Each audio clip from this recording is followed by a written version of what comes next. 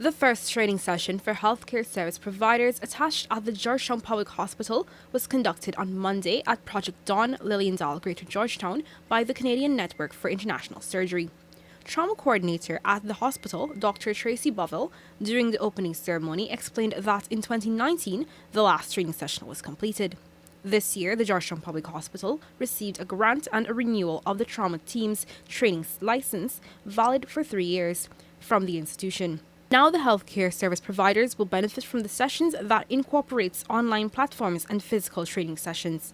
We have improved and adapted to what is evidence-based, what is the latest in care, what is up-to-date information, and also what is the latest in the technology as well, so that we can facilitate easier learning, faster learning. The revitalization of this training program is significant because global records suggest that 8% of deaths around the world are due to injuries, with 90% of them occurring in low and middle income countries.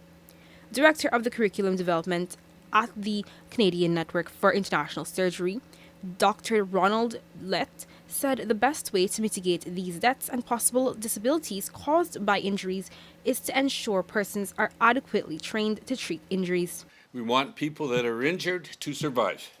We want them to survive as much as possible without disability so they can return to their families and homes and carry on.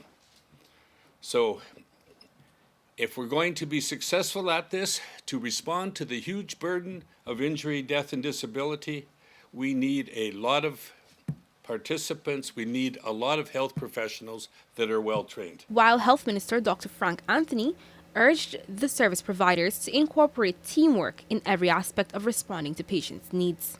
He explained that in accident and emergency A&E care, first responders must remember that the patient is the main concern and not the individual tasks given to each professional. In our health sector, I've seen too many persons, they don't manage the patient as a team. The patient is not the center of that care.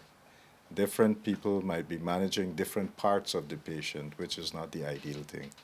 So we need people to work as a team, see the patient, and you work for that patient. And I think that is really important. So coming out of these training, I think one of the cardinal principle is how we work as a team to make sure that we care for the patient.